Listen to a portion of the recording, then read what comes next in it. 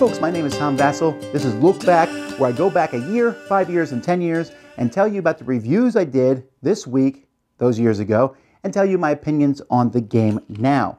Unfortunately, I didn't do any reviews this time 10 years ago, but I did do 1 year and 5 years ago, and last year I did a ton of games, so we better get started.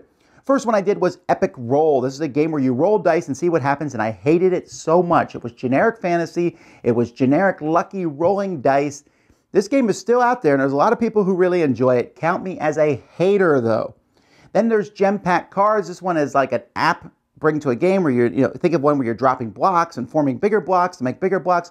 Really amazing artwork, but the game itself leaves a lot to be desired.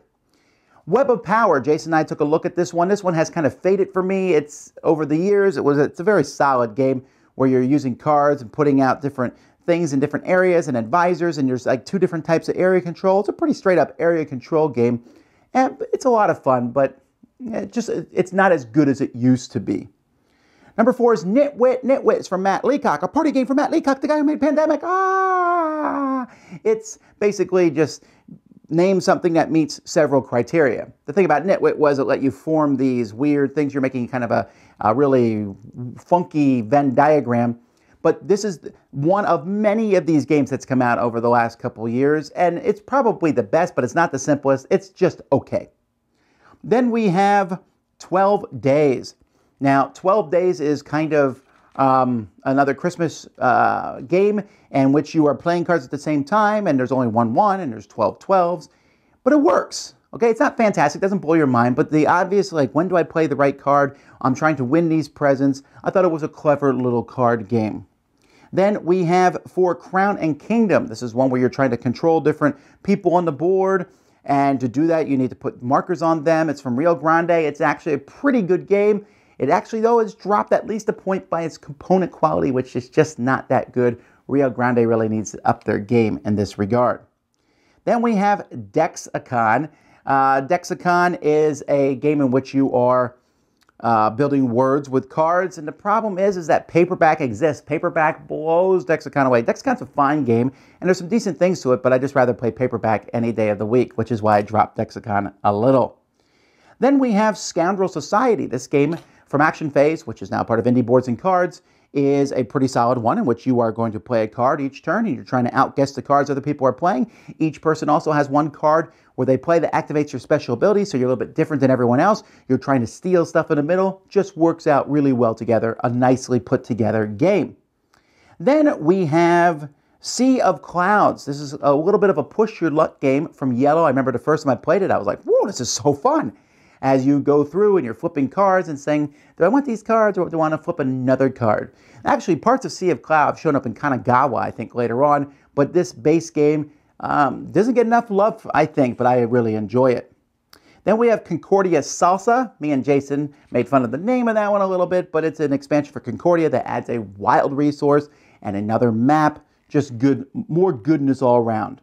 Smash Up, It's Your Fault. This is one where you got to vote on the different factions that were involved in this one. And so players voted on 4. Then they threw in a 5th faction, the Whirlwinds, just so you could have tornadoes mixed with sharks. Yay. But really good expansion, as most of the Smash Up expansions are.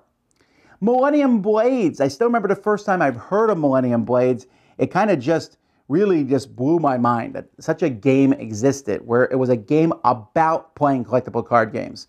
And it worked for the big bundles of monies. It was a real-time game. It should not work in theory, right? You look at it and you're like, I don't know. And it's probably a little too long. It would probably be like a 9 if it was a little bit shorter. You can shorten it down. I played just 2 rounds, but it's a lot of fun. The collectible card game that's in the box is a decent game, but it's the fact that you are playing and trading cards to get to this game which makes it so much fun.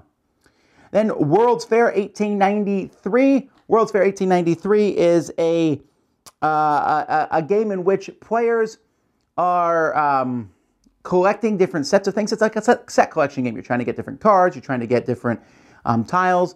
And you're doing this by moving something around a Ferris wheel. It's a really simple mechanism. It's one of those games you're like, oh, there's nothing to this game. Yeah, but it plays really fast. It's quick, and I like the theming of it. Then we have Teenage Mutant Ninja Turtle Dice Masters. This was a lot of fun to play. although I might argue that the second one that just came out is better, but they're still fun. It's a Dice Masters game. I love Dice Masters, one of my favorite games. A self-contained set and turtles, so yay. Then we have Quadrapple Asst.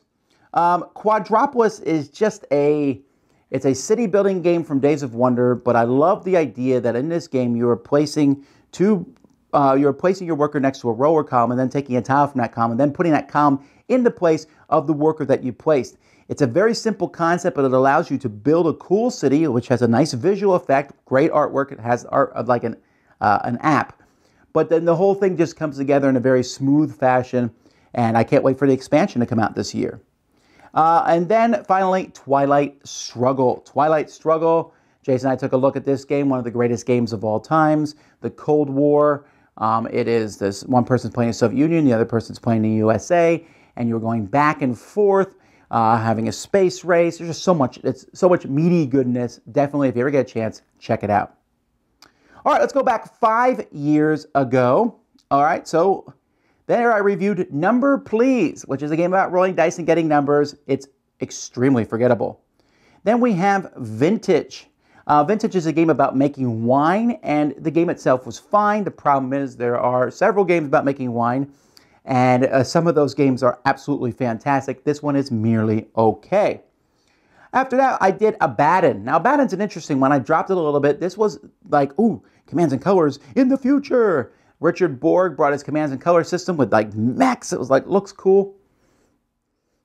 It's okay. It's good, but it's just not as good. There's a lot more luck in it than most of the commands and colors games, and it's not as pure as one of those. Sam and I took a look at Whitewater. Whitewater is a game. It's a racing game where you're going down a river and there's moving pathways and different things will happen. A solid game in that line. Holly and I think, took a look at Micro Monsters. Micro Monsters was a remake of a very older game from Fantasy Flight where you basically were snapping. It's like Tiddlywinks, and that's what this game is too, Micro Monsters. It's Tiddlywinks, where you're snapping the monsters and having them land on the table, and where they land, they also have special abilities, so silly fun. I haven't really thought about this game in a long time, though. Then we have Ora and Labora. 5 years ago now that this game came out. This was like, Agricola, Love, Ora and Labora. And Ora and Labora is a great game, but it's a little more complex than the other two. It actually has less variety, even though that's not saying anything bad about the game. There's a ton in there. A little bit of math, figuring out how many points you score. A lot of good choices. I don't like it as much as the other ones, but that's only because the other ones are like pinnacles of greatness. This one is just really good. And then lastly, from 5 years ago, I took a look at the Summoner Wars, Mercenaries, and Filth. Filth are nasty and disgusting, but they're an interesting faction to play. Mercenaries are just so much fun. There was already Mercenaries in the game. Now they can be played as their own faction. So folks, that's what I played a year and 5 years ago. We'll see what happens next time. Until next time, anyway, I'm Tom Vasel, and this has been Look Back on the Dice Tower.